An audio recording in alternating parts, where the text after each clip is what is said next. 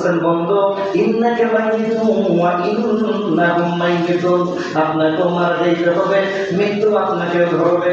যেদিন আপনার আমার নবী মৃত্যুর 2 দিন আগে একবার খুব অসুস্থ হয়ে গেলেন। আমার নবী হাঁটতে পারে না, চলতেও পারে না, অসুস্থ হয়ে গেলেন। আমার আল্লাহ তাআলা জিবরাইলকে পাঠাইয়া দিলেন, জিবরাইল যাও যাও আমার বন্ধুর কাছে যাও, আমার বন্ধুকে একটা সুসংবাদ দাও।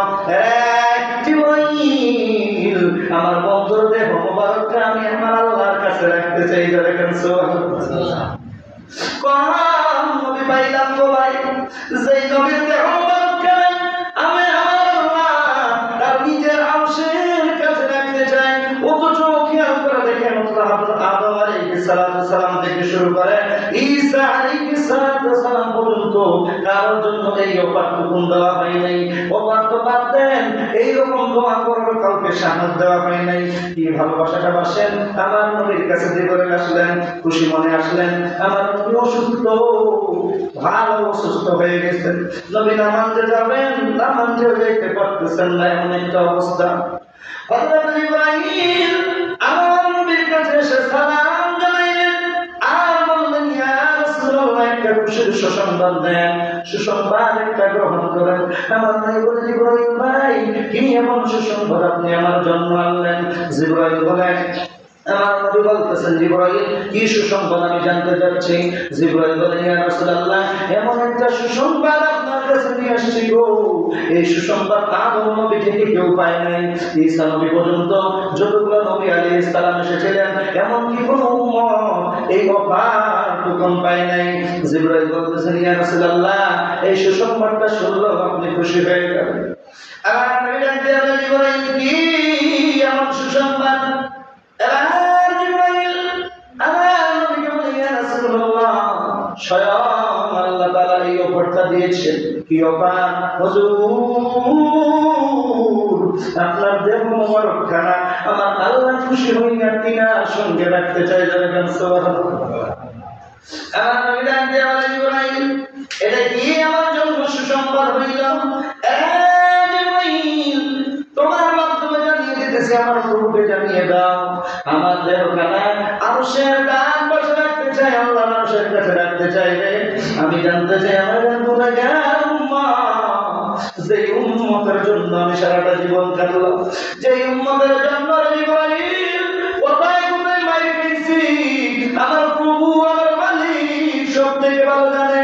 আমি জানতে চাই আমার দেহ মোবারকখানা আল্লাহর আরশে রাখতে জিবরাইল, কিন্তু আমি জানতে চাই আমার গুনাহগার উম্মতের দেহগুলা কই থাকবে।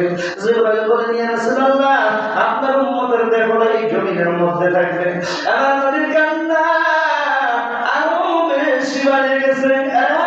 জিবরাইল, আমার আল্লাহকে জানিয়ে দাও, আমি আমার গুনাহগার উম্মতকে ছেড়ে আমি আল্লাহর আরশের বাড়িতে যাব না, আল্লাহর বাড়িতে যাব না রে। জিবরাইল, আমি আমার গুনাহগার উম্মতের সঙ্গে থাকবো। জিবরাইল বলে, ইয়া রাসূলুল্লাহ, এত সুসংবাদ, এত বড় সুসংবাদ আপনি নিলেন না। আমার নবী বলে, জিবরাইল, এইটা তোমার জন্য সুসংবাদ হতে পারে, কিন্তু আমি নবী যে উম্মতের জন্য সারাটা জীবন আল্লাহর কাছে দোয়া করলাম মাফের জন্য, এই গুনাহগার উম্মতরা যখন বিপদে পড়ে যাবে রে, আর যখন বলবে, ও দয়ার নবী, আমাদের ছেড়ে আপনি আরশের কাছে গেলেন, আল্লাহর বাড়িতে গেলেন, আমরা তো ইতিম হয়ে গেলাম নবী, আর আপনাকে পাবো না। এই কষ্ট নিয়ে যখন আমার কথা বারবার জিজ্ঞাসা করবেন জিবরাইল, আমি নবী তো তাদের সাড়া দিতে পারবো না। অতএব মালিকের কাছে একটা দরখাস্ত জানিয়ে দাও, আমি আমার গুনাহগার উম্মতকে নিয়ে এই জমিনের মধ্যে থাকতে চাই। যারা কেন সুবহানাল্লাহ। অসুস্থ অবস্থায় একবার জিবরাইল চলে গেলেন, আজরাইলকে পাঠাবেন। আমার আল্লাহ বললেন, রে আজরাইল, আমার বন্ধুর বাড়িতে যাইবা, বন্ধুর অনুমতি ছাড়া ঘরে ঢুকবা না। যারা কেন সুবহানাল্লাহ। কিতাবে লিখন লিখেন, আমার নবীর কাছে মালাকুল মউত ফেরেশতা আজরাইল ঘন্টার পর ঘন্টা নবীর কাছে বসেছিলেন। যারা কেন সুবহানাল্লাহ। একটাই কারণ, বন্ধু আমার আল্লাহ পর্যন্ত মতো পাগল ছিলেন, নবীকে কত বেশি ভালোবাসতেন, নবী যা যা বলতেন সবকিছুই কবুল করে নিতেন। আমার আল্লাহ বলেন কোন নবীর সামনের পিছনের গুনাহ মাফ করি নাই। সূরা মুহাম্মাদের মধ্যে আল্লাহ বলেন দুনিয়ার মানুষ শুনে নাও, আমার বন্ধুকে কত বেশি ভালোবাসি, আমার বন্ধুকে কষ্ট দিয়েছি তার উম্মতের জন্য নাজাত পাই এই জন্য, কিন্তু আমি আল্লাহ আমার বন্ধুকে কত বেশি ভালোবাসি শুনে নাও, আমার বন্ধুর জন্ম থেকে মৃত্যু অবধি গুনাহ হবেই না বরং আমি আল্লাহ তাআলা আমার বন্ধুর সামনের পিছনের সকল গুনাহ মাফ করে দিয়েছি। সুবহানাল্লাহ। কত বেশি ভালোবাসতেন আপনারা আমার নবীকে, আল্লাহ তাআলা এত বেশি ভালোবাসতেন। কোরআনের মধ্যে বলেন ইন্নাল্লাহা ওয়া মালাইকা ইউসাল্লুনা আলান নবী, আল্লাহ বলেন আমি নিজে আমার বন্ধুর প্রতি রহমত নাযিল করে। সুবহানাল্লাহ।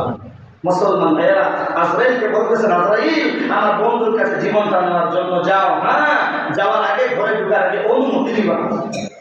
আজরাইল যখন আপনার আমার কাছে আসবে অনুমতি চাইবে, কথা বলেন অনুমতি চাইবে। মনে করেন আমি বাড়ির বড় বেটা, আমার বাবা বেঁচে আছে, মনে করেন আজরাইল আমার জীবনটা নেওয়া আসার আগে কি আমার বাপ-দাদারা জিজ্ঞেস করবে যে আপনার সন্তানের জীবনটা নিতে এসে আপনি কি বলেন? কথা বলেন বলবে? কোনো অপশন নেই। আমার আল্লাহ বলতেছেন আজরাইল যাইবা তো ঠিক আছে, অনুমতি নিয়ে ঘরে ঢুকবা। আরে আজরাইল আমার বন্ধুর জীবনটা নেওয়ার আগে আমার বন্ধুর অনুমতি নিও। সুবহানাল্লাহ। আজরাইল বলে আমি নবীদের অনুমতি নেই না, সালাম দেই জানিয়ে দেই হুজুর আল্লাহ আমাকে পাঠাইছে জীবনটা নেওয়ার জন্য। আর আমাকে আজরাইল তার হাবিবের কাছে যখন পাঠাইলেন, আজরাইল আমার বন্ধু যদি বলে জীবনটা নেও তাহলে নিবা, না হলে ঘুরে আসবা। সুবহানাল্লাহ। ভালোবাসাটা কম না বেশি?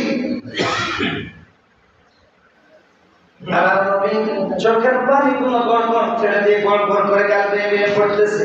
আম্মা জানেন সাহলে ইয়া রাসূলুল্লাহ কি এমন হয়ে গেল আপনি কাঁদতেছেন? নবীজি আপনি মনে হয় অনেক কষ্ট পাইতেছেন, ব্যথা পাইতেছেন। আম্মা জান আয়েশা রাদিয়াল্লাহু তাআলা আনহার জবাবে আমার নবী ডাক দিয়ে বলে আয়েশা আমি ব্যথা পাইতেছি জন্য কাঁদি না রে, আমি কাঁদি আমার গুনাহগার উম্মতের জন্য। আম্মা জান আয়েশা বলেন ইয়া রাসূলুল্লাহ এটা আবার কেমন কথা? সারাটা জীবন আপনি কাঁদলেন, সারাটা জীবন আপনি কাঁদলেন, পর আপনার ব্যথা বেশি হয়ে গেল। আমার নবী বলে আয়েশা রে তুমি জানো না আয়েশা জিবরাইল আমাকে বলে গেছে কিছুক্ষণের মধ্যেই আজরাইল চলে আসবে। সবাই মনটা খারাপ হয়ে গেল, নবী চলে যাবে। আম্মা জান আয়েশা জানতে পারলেন, একটু পরে আজরাইল চলে আসলো। বাইরে দরজার মধ্যে নক করলেন, দরজা খুলে দেওয়া হলো। খুলে দেওয়ার আগে যখন দরজায় নক করা হয়েছে, ফাতেমা জাহরা রাদিয়াল্লাহু তাআলা আনহা নবীর মেয়ে দরজায় গিয়ে দেখতেছে একটা অপরিচিত লোক দরজার মধ্যে দাঁড়িয়ে আছে। ফাতেমা ডাক দিয়ে বলে বাবা একটা অপরিচিত লোক দেখতেছে দরজার মধ্যে, কোনদিন আপনার কাছে আসে নাই, কোনদিন আপনার কাছে আসে আমি দেখি নাই, আপনার সাহাবীদের মধ্যেও মনে হয় হবে না। আমার নবী ডাক দিয়ে আমাদের ফাতেমা দরজা খুলে দে রে, একটু পরে তোর এটি হয়ে যাবে। আমার নবী ফাতেমাকে ডাক দিয়ে বলে ফাতেমা দরজা খুলে দে, একটু পরে তুই এটি হয়ে যাবি, তোর বাবাকে যে নিয়ে যাবে মালাকুল মাউত আজরাইল এসে গেছেন। দরজা খুলে দেওয়া হলো, আজরাইল চলে আসলেন। আমার নবীর সঙ্গে সালাম কালাম হয়ে গেল। ইয়া রাসূলুল্লাহ আপনার অনুমতি ছাড়া আপনার জীবন নিতে নিষেধ করে দিয়েছেন আমার আল্লাহ। সুবহানাল্লাহ। অনুমতি যদি দেন তাহলে আমি আপনার আত্মাটা বের করে দেব। আমার নবী বলে অনুমতি দিতে মন চায় কিন্তু কেমনে দেই, সবসময় আমার গুনাহগার উম্মতের কথা মনে পড়ে যাইতেছে। যাই বাবু আমার আল্লাহর যেহেতু অনুমতি এসে গেছে, ঠিক আছে তুমি আমার জীবনটা নিয়ে নাও। জীবনটা যখন বাইর করবে মালাকুল মাউত আজরাইল ফেরেশতা সুন্দর করে তার শুধু হাতখানা, বেশি কিছু নয়, আপনার আমার মতো জীবন নয়, আপনার আমার কাছ থেকে যখন জীবন নিয়ে যাবে অন্যভাবে জীবন নিয়ে যাবে। আমার নবীর কাছে শুধু তার হাতখানা বুকের মধ্যে রাখছে। যেই মাত্র আমার নবীর বুকের মধ্যে হাত রাখছে নবী আজরাইলকে ডাক দিয়ে বলে তুই কি জানোস না রে আমি নবী না সৃষ্টি হইলে তোর আল্লাহ সৃষ্টি করতো না, আমি নবীকে না বানাইলে রে উল্কায় না বানাইতো না, এত কষ্ট তুই আমার কেমনে ছেড়ে দে। আজরাইল বলেন, ইয়া রাসূলুল্লাহ, আমি আপনাকে কই আবার কষ্ট দিলাম? হুজুর, আপনার জীবনটা এত হালকা ভাবে নেওয়ার জন্য বলা হয়েছে, আমি আপনার কষ্ট দেই নাই। ইয়া রাসূলুল্লাহ, আপনার বুকে শুধু আমার হাত খারাপ রাখছে। আমার নবী আজরাইল, তুই শুধু আমার বুকে হাত রাখছো। আজরাইল, যখন তোমার হাতটা রেখেছো, আমি নবী মনে করতেছি আসমান জমিনটা মনে হয় আমার বুকে রাখা। কিতাবের লেখক লেখেন, হযরত ইদ্রিস আলাইহিস সালাম একবার আল্লাহকে বললেন, আল্লাহ গো, মৃত্যুর কষ্ট নাকি অনেক বেশি গো, আমি আপনার কাছে একটু দেখতে চাই। আল্লাহ আজরাইলকে বললেন, যাও যাও, ইদ্রিসকে ধরো, ইদ্রিসের জীবনটা নিয়ে আসো। মালাকুল মাউত ইদ্রিসের জীবনটা নিয়ে আসলেন। বহুদিন পর ইদ্রিস আলাইহিস সালামকে আবার জীবন দেওয়া হলো। কিতাবের লেখক লেখেন, এবার আমার আল্লাহ জিজ্ঞাসা করতেছেন, এরে ইদ্রিস, মৃত্যুর স্বাদ তুমি কেমন পাইছো? ইদ্রিস বলে, মৃত্যুর স্বাদ এত বড় কঠিন হবে। আমি ইদ্রিস বুঝতে পারলাম, যখন মালাকুল মাউত ফেরেশতা আমার জীবনটা নিয়ে যাইতেছিল, তখন আমার মনে হইতেছিল রক্তগুলো মনে হয় উল্টা দিকে টানা হচ্ছে, আমার হাড্ডি থেকে বস্তুগুলো মনে হয় আলাদা করা হচ্ছে, হাড্ডিগুলো আলাদা করা হচ্ছে, সকল কিছু যেন ছিঁড়ে বেড়ে যাইতেছে।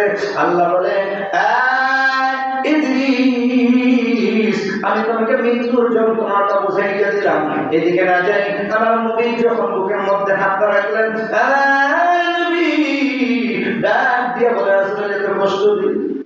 আজরাইল বলে, ইয়া রাসূলুল্লাহ, আমি আপনার কোনো কষ্ট দিই নাই হুজুর। খুব আলতো করে আপনার জীবনটা নিয়ে দিতে যাচ্ছি। আমার নবী বলে, আজরাইল, একটা আবদার তোর কাছে করি রে, তুই কি আমার আবদার? আজরাইল বলে, ইয়া রাসূলুল্লাহ, এমন কোন কথা বললেন আপনার আবদার রাখবো না? সম্পূর্ণ আবদার তো আল্লাহ আপনার কবুল করেন, বলুন আপনি আমার কি বলবেন? আমার নবী একটা ডাক মারছে, আজরাইল, মৃত্যুর কষ্ট এত বেশি হবে, আর তোমাদের উম্মত যারা হবে রে, আমি নবী না থাকলে তারা কেমনে কি করবে? আমার উম্মতকে এত কষ্ট দিয়ে তুমি মৃত্যু দিবা? সকল উম্মতের কষ্টগুলো আমি নবীকে দেওয়া যায়, সকল উম্মতের মৃত্যুর কষ্টগুলো আমি নবীর বুকে কি দেওয়া যায় না? সমস্ত উম্মতের কষ্টগুলো নিয়ে আমি নবী দুনিয়া ছেড়ে যাইতে চাই রে, তারপর আমার উম্মতরে কষ্ট দিও না। আজরাইল ওয়াদা দিয়ে দিলেন, ইয়া রাসূলুল্লাহ, আপনার একটা ওয়াদা দিয়ে দিলাম, আপনার বুকে হাত রেখেছি, বুকে হাত দিয়ে ওয়াদা দিয়ে দিলাম, হুজুর একটা ওয়াদা আমার কাছ থেকে নিয়ে নেন। আপনার উম্মত যারা হবে হুজুর, আপনার আদর্শে যারা আকর্ষিত হবে, আপনি নবীকে যারা পূর্ণ নবী বলে মেনে নেবে, আমানু যারা হবে, ঈমান নিয়ে যারা যাবে হুজুর, আমি একটা ওয়াদা দিয়ে দিলাম, সন্তান যেমন মায়ের দুধ পান করতে করতে ঘুমাইয়া যায় গো, এর থেকে বেশি আরাম দিয়ে আপনার উম্মতের মৃত্যু আমি দিব। সুবহানাল্লাহ। উদ্দেশ্য হইল নবীর আদর্শ